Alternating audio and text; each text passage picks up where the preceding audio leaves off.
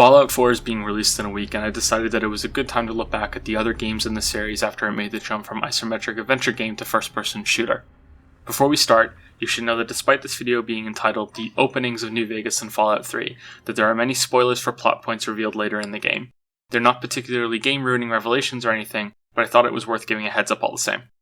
Fallout 3 was released in 2008 by Bethesda. New Vegas came out 2 years later from Obsidian. 2 games, same series, 2 different developers. The differences begin there and only grow as you play more into each game. Most people who have played these games vastly prefer one over the other, like some video game equivalent of Coke or Pepsi. This is fascinating to me. Both games are open world adventures with first-person shooter mechanics. Both have the same leveling systems with perk-based bonuses. They're set in the same fictional universe, the United States, many decades after a nuclear war has ravaged the planet. Yet the 2 developers clearly had divergent priorities in mind when making each game, and the differences show within the first seconds of starting out. Let's begin with Fallout 3. The first games in the series were set on the west coast of the United States. Bethesda decided to strike out with their own area when they took over the franchise and set their game in Washington, D.C., and jump forward in time by several decades. The opening cinematic introduces both the game's universe and its questionable, but often quoted, tagline, War. War never changes. The world of Fallout is an alternate reality where several important differences have occurred throughout history, resulting in an America that is stuck in the cultural atmosphere of the 1950s, but with chunky technology that somehow looks advanced and ancient at the same time. War may or may not change, but it has definitely changed the world. The cinematic explains how nuclear bombs ruined the planet about 200 years earlier, and that many people sought protection in massive underground shelters called vaults. The narration ends with a brief mention of you, that you were born in one of these vaults, that was never meant to open again after the bombs dropped. For on that fateful day, when fire rained from the sky, the giant steel door of Vault 101 slid closed and never reopened. It was here you were born. It is here you will die. Because in Vault 101, no one ever enters, and no one ever leaves. The game then shows this birth in a sequence that is both impressive and hilarious as you leave the room in the first person and go through the standard character creation sequence found in most open world games. Before moving on to the tutorial areas in each game, let's look at the cinematic that opens for New Vegas. This movie is a lot longer than the Fallout 3 one and explains the apocalypse in a much more direct way. It moves on quickly to introducing the setting of the game and recapping the history of the west coast of America after the bombs dropped. There is also a lot more focus on the player character at the end, both in explaining what your role was in the world before this moment, and showing you getting shot in the head in first person and something close to a reversal of you being born in Fallout 3. I should say up front that not only do I think that New Vegas is the better game, that I think it is one of the best games ever created, largely because of its narrative that works in spite of its gameplay rather than in harmony with it. I think that going into detail about where the game is set is far superior in introduction, since in Fallout 3, the only way to know that the game is even set in Washington, D.C. is if you recognize the ruined landmark in the opening pan-up before the narration even starts. That said, that doesn't mean that New Vegas does everything better than Fallout 3, or that the games couldn't learn things from each other. While New Vegas has you waking up after surgery to treat the bullet to your head, Fallout 3 sends you through a series of small vignettes that get you used to moving through the world, speaking with people, and getting to know your character's father. Both games make the condescending mistake of not trusting the player to figure things out on their own. The scene where you are a toddler moving about the room is the most insulting part. It's also a missed opportunity to let the player have a chance to muck around with the controls and eventually discover the special book on their own.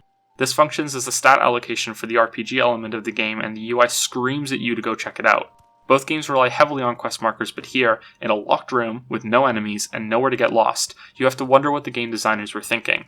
In any case, that's probably a whole other discussion. The minor spoiler coming up is in regards to your character's backstory in Fallout 3, or rather, your father's. You continue through a few more scenes of growing up in Vault 101, with a birthday and then a test in school, which are fairly good ways of organically teaching you how to shoot and pick your leveled skills. Then you're woken up to an emergency. Your father has left the vault without you, and soon after that, you learn that he's been lying to you your entire life. You weren't born in Vault 101. After your mother died in the introduction, your father wanted a safe home for you and convinced the overseer of 101 to let you both in. Why your father has now abandoned you and left this safe haven is the main story hook, and it's one that I won't spoil in this video, aside from saying that the answer to it is not very good. The first time I played Fallout 3, learning this minor plot twist made me question the game's opening cinematic. It makes the narrator unreliable, one that has blatantly lied to you.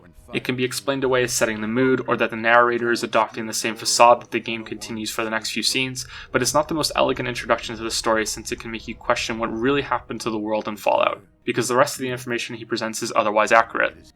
Aside from that, even though I think New Vegas has one of the best stories in gaming, I think that Fallout 3 has the better narrative hook. We'll get into gameplay in a moment, but for now, just looking at the motivations given to the player from here, I think there is more of a reason to continue playing Fallout 3 than New Vegas at this early stage.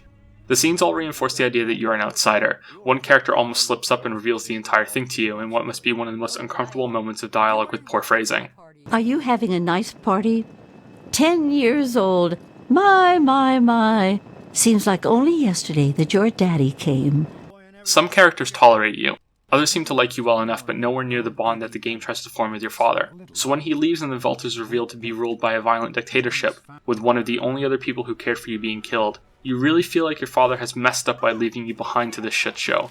Most people will react to this with anger or curiosity, either a fuck you dad or what the hell was so important that he had to do this. You have a reason to go after him that you've decided for yourself instead of a quest marker. Compare this to New Vegas. The cinematic tries its damnedest to establish both the setting and your character's place in it. This is great long term but bad short term.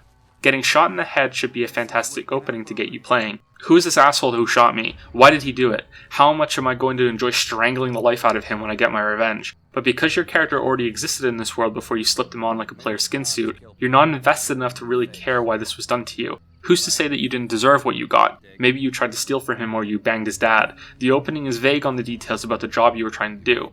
In Fallout 3, you see for yourself that your character is brand new. Growing up in the vault is a good sample of how your life has been so far. Ultimately, I still like the New Vegas opening more because it works better for multiple playthroughs. Growing up in a vault in Fallout 3 explains why you're ignorant about how the outside world works. In New Vegas, the bullet to your head can always explain away why your character asks stupid questions that they should already know the answer to.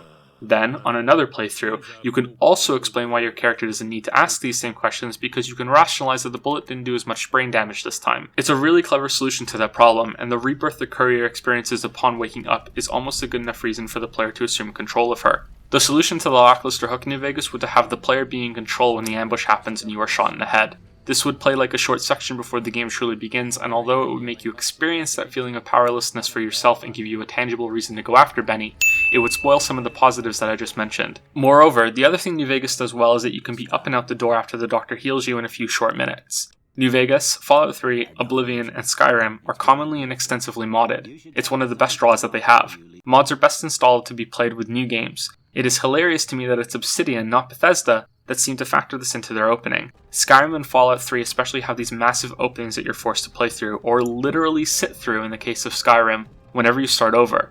Excluding mods, these games are usually played more than once anyway, and no matter how interesting these openings are the first time, they become incredibly tiresome after that. The gameplay differences in both opening areas are larger than the narrative ones. Specifically, the introductory zones reflect the priorities that the developers had for the rest of the game. First, I want to very briefly go over the core components that make up gameplay in both of these games, and I do mean briefly, or else this video will turn into a bloated mess that looks at every part of the game.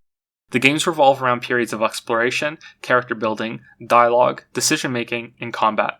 There's surprisingly little mandatory resource management for a game with a post-apocalyptic theme. Exploration can result in you finding valuable items, but after a certain point this can become more of a chore than a fun mechanic. You gain experience and level up, assigning perk points and increasing skills. These skill points both dictate what your character is capable of doing and open up optional dialogue options. Decision-making is usually tied to interacting with NPCs and is often linked with the combat section depending on the choice that you make. Combat is just about passable in both games and can never outright be considered deep or a lot of fun. It's the exploration and decision-making that shines, but even here the two games differ greatly. Let's look at the maps of both games before getting back to the starting areas. Fallout 3 is one wide open space with locations dotted around. The game encourages you to wander and get roped into some sort of story or problem that is happening in each area, with the freedom given to the player to go more or less wherever they want right from the start of the game. The decisions you make in each area rarely link to other locations, and the main quest surrounding your father acts as a vague breadcrumb to visit several zones and get you involved in the separate issues in each one. New Vegas is more linear at the start, which is a strange thing to say about an open world game.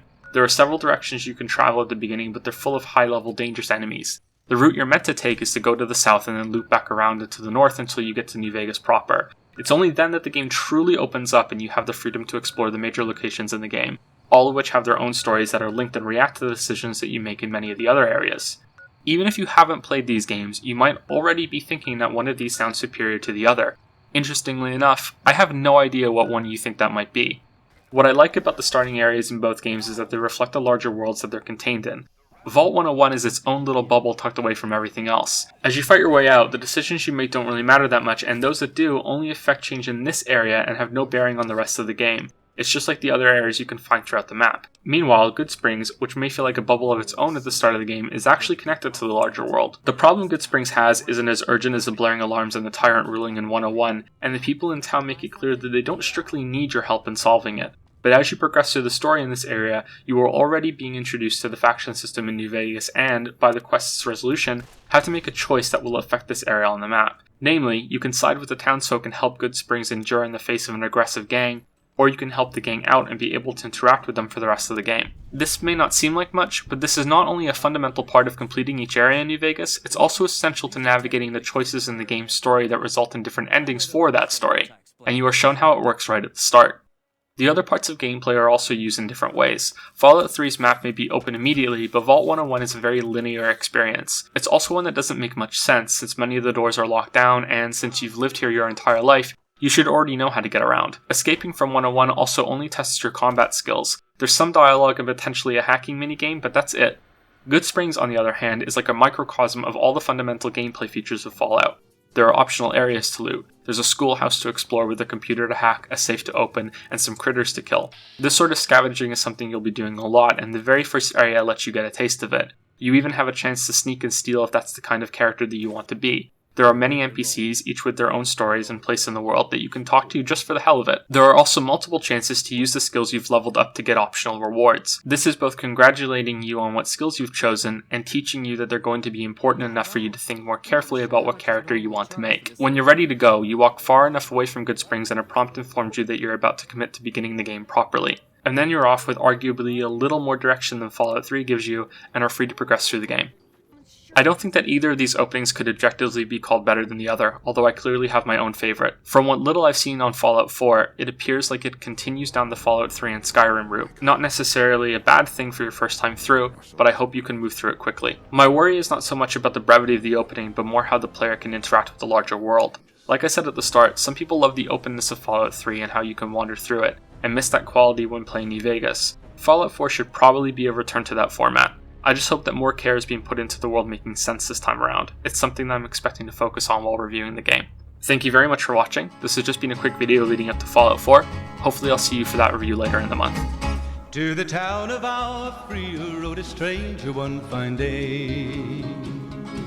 Hardly spoke to folks around him, didn't have too much to say.